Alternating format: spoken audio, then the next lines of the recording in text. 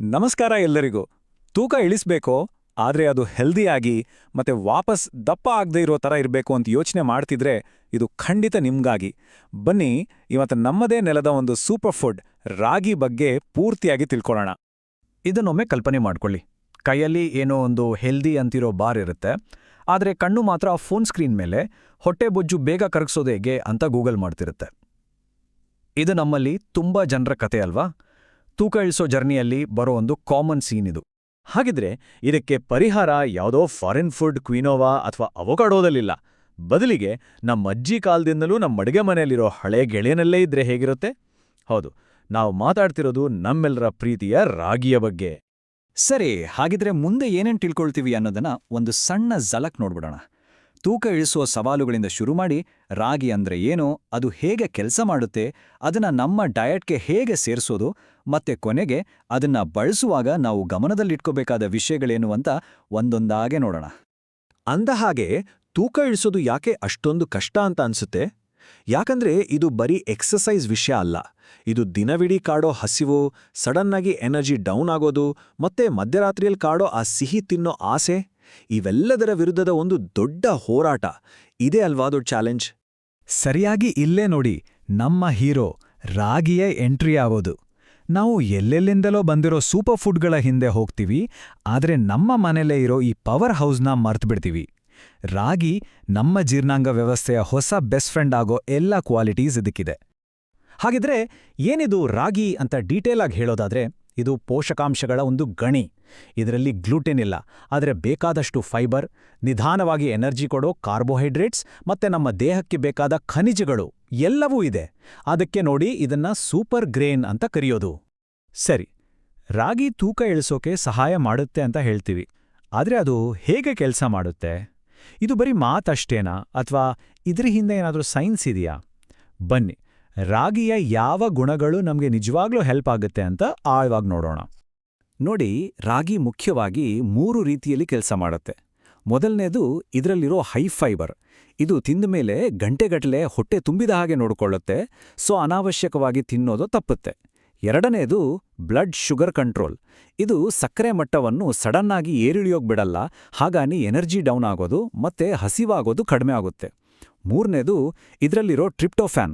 ಇದು ನಮ್ಮ ಮನಸ್ಸನ್ನು ಶಾಂತವಾಗಿಡೋಕೆ ಸಹಾಯ ಮಾಡಿ ಟೆನ್ಷನ್ ಆದಾಗ ತಿನ್ನೋ ಚಪಲವನ್ನ ಕಮ್ಮಿ ಮಾಡುತ್ತೆ. ಈ ನಂಬರ್ ನೋಡಿ, 100 ಗ್ರಾಂ ರಾಗಿಯಲ್ಲಿ 11 ಗ್ರಾಂ ಫೈಬರ್. ಅಬ್ಬಾ, ಇದು ಸುಮ್ಮನೆ ಅಲ್ಲ. ಈ ಫೈಬರ್ ನಿಧಾನವಾಗಿ ಜೀರ್ಣ ಆಗೋದ್ರಿಂದ ತುಂಬ ಹೊತ್ತು ಹೊಟ್ಟೆ ತುಂಬದ ಫೀಲ್ ಕೊಡುತ್ತೆ. ಅಂದ್ರೆ ಇದು ಅರ್ಥ ಏನೋ ಗೊತ್ತಾ? ಸಂಜೆ 4 ಗಂಟೆಗೆ ಚಿಪ್ಸ್ ಪ್ಯಾಕೆಟ್ಗೋಸ್ಕರ ಕೈ ಚಾಚೋದು ನಿಲ್ಲುತ್ತೆ. ಇನ್ನೊಂದು ಶಾಕಿಂಗ್ ವಿಷಯ, ಕ್ಯಾಲ್ಶಿಯಂ. 100 ಗ್ರಾಂ ರಾಗಿಯಲ್ಲಿ 344 ಮಿಲಿಗ್ರಾಂ. ಇದು ಹಾಲ್ನಲ್ಲಿರೋದಕ್ಕಿಂತ ಸುಮಾರು 3 ಪಟ್ಟು ಹೆಚ್ಚು. ಡಯಟ್ ಮಾಡೋವಾಗ ಮೂಳೆಗಳ ಆರೋಗ್ಯದ ಬಗ್ಗೆ ಒಂದು ಚಿಂತೆ ಇದ್ದೇ ಇರುತ್ತೆ, ಆದರೆ ರಾಗಿ ತಿಂತಾ ಇದ್ರೆ ಆ ಚಿಂತೆಯೇ ಬೇಡ, ಮೂಳೆಗಳು ಕೂಡ ಸ್ಟ್ರಾಂಗ್ ಆಗಿರ್ತವೆ. ಇದೇ ನೋಡಿ ರಾಗಿಯ ಅಸಲಿ ಸ್ಪೆಷಾಲಿಟಿ. ಯಾರಿಗಾದ್ರೂ ಗ್ಲೂಟೆನ್ ಎಲರ್ಜಿ ಇದ್ರೆ ಅಥವಾ ಗ್ಲೂಟೆನ್ ತಿನ್ನಲ್ಲ ಅಂದ್ರೆ ಅವರಿಗೆ ಇಷ್ಟೊಂದು ಕ್ಯಾಲ್ಶಿಯಂ ಕೊಡೋ ಬೇರೆ ಧಾನ್ಯ ಸಿಗೋದೇ ಬಹಳ ಕಷ್ಟ. ಈ ಗ್ಲೂಟೆನ್ ಫ್ರೀ ಮತ್ತು ಹೈ ಕ್ಯಾಲ್ಶಿಯಂ ಕಾಂಬಿನೇಷನ್ ಇದೆಯಲ್ಲ, ಇದು ನಿಜಕ್ಕೂ ಬಹಳ ಅಪರೂಪ. ಸರಿ, ರಾಗಿ ಬಗ್ಗೆ ಇಷ್ಟೆಲ್ಲ ಒಳ್ಳೇದು ಕೇಳಿದ್ಮೇಲೆ ಇದನ್ನು ನಮ್ಮ ಊಟದ ತಟ್ಟೆಗೆ ತರೋದು ಹೇಗೆ ಅನ್ನೋ ಪ್ರಶ್ನೆ ಬಂದೇ ಬರುತ್ತೆ. ಚಿಂತೆ ಬೇಡ, ಇದಕ್ಕಾಗಿ ನಮ್ಮ ಅಡುಗೆ ಮನೆಯನ್ನೇನೂ ಪೂರ್ತಿ ಬದಲಾಯಿಸಬೇಕಾಗಿಲ್ಲ. ತುಂಬಾ ಸಿಂಪಲ್ ಆಗಿರೋ ಕೆಲವು ಟಿಪ್ಸ್ ನೋಡೋಣ. ಓಕೆ, ಈಗ ಒಂದು ಫ್ರೆಂಡ್ಲಿ ಮ್ಯಾಚ್ ಆಡೋಣ. ರಾಗಿ ವರ್ಸಸ್ ಓಟ್ಸ್ ಮತ್ತು ಬ್ರೌನ್ ರೈಸ್. ಪೋಷಕಾಂಶಗಳ ವಿಚಾರದಲ್ಲಿ ಯಾರು ವಿನ್ನರ್ ಅಂತ ನೋಡೇಬಿಡೋಣ ಬನ್ನಿ. ಆಗ ರಾಗಿಯ ನಿಜವಾದ ಶಕ್ತಿ ಏನು ಅಂತ ನಮ್ಗೆ ಸ್ಪಷ್ಟವಾಗಿ ಗೊತ್ತಾಗುತ್ತೆ. ಈ ಟೇಬಲ್ ನೋಡಿ, ಎಲ್ಲವೂ ಇಲ್ಲೇ ಇದೆ. ಸರಿ, ಪ್ರೋಟೀನ್ ವಿಚಾರದಲ್ಲಿ ಓಟ್ಸ್ ಸ್ವಲ್ಪ ಮುಂದಿರ್ಬೋದು, ಒಪ್ಕೊಳ್ಳೋಣ. ಆದರೆ ಫೈಬರ್ ಕಂಟೆಂಟ್ ನೋಡಿ, ಮತ್ತೆ ಆ ಕ್ಯಾಲ್ಶಿಯಂ ನಂಬರ್ನೊಮ್ಮೆ ನೋಡಿ, ರಾಗಿ ಕ್ಲಿಯರ್ ವಿನ್ನರ್. ಅದಕ್ಕಿಂತ ಮುಖ್ಯವಾಗಿ ನಮ್ಮ ರೊಟ್ಟಿ, ದೋಸೆ, ಮುದ್ದೆಗೆ ರಾಗಿ ಎಷ್ಟು ಚೆನ್ನಾಗಿ ಹೊಂದ್ಕೊಳ್ಳುತ್ತೆ, ಅಷ್ಟು ಸುಲಭವಾಗಿ ಓಟ್ಸ್ ಹೊಂದ್ಕೊಳ್ಳಲ್ಲ. ಇದು ನಮ್ಮ ಅಡುಗೆಗೆ ಹೇಳಿ ಮಾಡಿಸಿದ್ದು. ರಾಗಿಯನ್ನ ಡೈಟ್ನಲ್ಲಿ ಸೇರಿಸೋದು ರಾಕೆಟ್ ಸೈನ್ಸ್ ಏನೂ ಅಲ್ಲ. 4 ಸಿಂಪಲ್ ಸ್ಟೆಪ್ಸ್. 1, ನಾವು ದಿನ ಬಳಸೋ ಚಪಾತಿ ಹಿಟ್ಟಿಗೆ 1/4 ಭಾಗ ರಾಗಿ ಹಿಟ್ಟು ಸೇರಿಸಿ. 2, ದಿನದ ಒಂದೇ ಒಂದು ಊಟ, ಬಹುಶಃ ಬೆಳಗಿನ ತಿಂಡಿಯನ್ನ ರಾಗಿ ಗಂಜಿ ಅಥವಾ ದೋಸೆಗೆ ಬದಲಿಸಿ. 3, ಸ್ನ್ಯಾಕ್ಸ್ ಟೈಮ್ನಲ್ಲಿ ರಾಗಿ ಲಡ್ಡು ಅಥವಾ ಬಿಸ್ಕಟ್ ಟ್ರೈ ಮಾಡಿ. 4, 1 ಚಮಚ ಹುರಿದ ರಾಗಿ ಹಿಟ್ಟನ್ನ ಸೂಪ್ ಅಥವಾ ಮಜ್ಜಿಗೆಗೆ ಹಾಕಿ ಮಿಕ್ಸ್ ಮಾಡಿ. ನೋಡಿದ್ರಾ ಎಷ್ಟು ಸಿಂಪಲ್? ಇಲ್ಲೊಂದು ಸ್ಯಾಂಪಲ್ ಡಯಟ್ ಪ್ಲಾನ್ ಇದೆ ನೋಡಿ. ದಿನವನ್ನು ನಿಂಬೆ ನೀರಿಂದ ಶುರು ಮಾಡಿದ್ರೆ ಜೀರ್ಣಕ್ರಿಯೆಗೆ ಒಂದು ಒಳ್ಳೆಯ ಸ್ಟಾರ್ಟ್ ಸಿಗತ್ತೆ. ಬೆಳಗಿನ ತಿಂಡಿಗೆ ರಾಗಿ ದೋಸೆ ತಿಂದ್ರೆ ಮಧ್ಯಾಹ್ನವರೆಗೂ ಫುಲ್ ಎನರ್ಜಿ. ಮಧ್ಯಾಹ್ನಕ್ಕೆ ಫೈಬರ್ ಜಾಸ್ತಿ ಇರೋ ರಾಗಿ ರೊಟ್ಟಿ. ರಾತ್ರಿ ಊಟಕ್ಕೆ ಜೀರ್ಣಕ್ಕೆ ಸುಲಭವಾಗಿರೋ ರಾಗಿ ಗಂಜಿ. ಇದು ರಾತ್ರಿ ಹೊತ್ತು ದೇಹಕ್ಕೆ ಆರಾಮ ಕೊಟ್ಟು ಫ್ಯಾಟ್ ಬರ್ನಿಂಗ್ ಪ್ರೋಸೆಸ್ಗೆ ಹೆಲ್ಪ್ ಮಾಡತ್ತೆ. ಒಂಥರ ಪರ್ಫೆಕ್ಟ್ ಬ್ಯಾಲೆನ್ಸ್.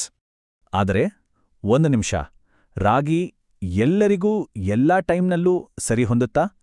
ಪ್ರತಿಯೊಂದು ಆಹಾರದ ಹಾಗೆ ಇದರಲ್ಲೂ ಕೆಲವು ವಿಷಯಗಳನ್ನ ನಾವು ಗಮನದಲ್ಲಿಟ್ಕೋಬೇಕು. ಇದು ಕೊನೆಯ ಭಾಗ, ಆದರೆ ಅಷ್ಟೇ ಮುಖ್ಯವಾದ ಭಾಗ. ಕೆಲವು ಪ್ರಮುಖ ಎಚ್ಚರಿಕೆಗಳು. ಮೊದಲನೇದಾಗಿ, ಕಿಡ್ನಿ ಸ್ಟೋನ್ ಸಮಸ್ಯೆ ಇರೋರು ರಾಗಿಯನ್ನ ಮಿತವಾಗಿ ಬಳಸಬೇಕು, ಯಾಕಂದ್ರೆ ಇದರಲ್ಲಿ ಆಕ್ಸಿಲೇಟ್ಗಳು ಜಾಸ್ತಿ ಇರುತ್ತೆ. ಎರಡನೇದಾಗಿ, ತೀವ್ರವಾದ ಥೈರಾಯ್ಡ್ ಸಮಸ್ಯೆ ಇದ್ರೆ ಡಾಕ್ಟರ್ ಸಲಹೆ ಪಡೆಯೋದು ತುಂಬಾ ಒಳ್ಳೆಯದು. ಹಾಗೇನೇ ಶುಗರ್ ಕಂಟ್ರೋಲ್ನಲ್ಲಿ ಇಲ್ಲ ಅಂದ್ರೆ ತಿನ್ನೋ ಪ್ರಮಾಣದ ಬಗ್ಗೆ ಎಚ್ಚರ ವಹಿಸಬೇಕು. ಆರೋಗ್ಯಕ್ಕಿಂತ ಇನ್ನೇನಿದೆ ಅಲ್ವಾ? ಒಂದು ಪ್ರಮುಖ ನಿಯಮ ನೆನಪಿಡಿ, ವೈವಿಧ್ಯತೆಯೇ ಆರೋಗ್ಯದ ರಹಸ್ಯ. ಪ್ರತಿದಿನ ರಾಗಿಯನ್ನೇ ತಿನ್ನೋ ಬದಲು ಅದನ್ನ ನಮ್ಮ ಡಯಟ್ನ ಒಂದು ಭಾಗ ಮಾಡ್ಕೊಳ್ಳಿ. ಒಂದು ದಿನ ರಾಗಿ, ಇನ್ನೊಂದು ದಿನ ಜೋಳ, ಮಗುದೊಂದು ದಿನ ಸಜ್ಜೆ, ಹೀಗೆ ಬೇರೆ ಬೇರೆ ಧಾನ್ಯಗಳನ್ನ ರೊಟೇಷನ್ನಲ್ಲಿ ಬಳಸಿದ್ರೆ ನಮ್ಮ ದೇಹಕ್ಕೆ ಎಲ್ಲಾ ತರಹದ ಪೋಷಕಾಂಶಗಳು ಸಿಗ್ತವೆ. ಕೊನೆಯದಾಗಿ ಒಂದು ಮಾತು, ರಾಗಿ ಅನ್ನೋದು ಒಂದು ಮ್ಯಾಜಿಕ್ ಪಿಲ್ ಅಲ್ಲ. ಇದು ತೂಕ ಇಳಿಸೋ ಶಾರ್ಟ್ಕಟ್ ಕೂಡ ಅಲ್ಲ.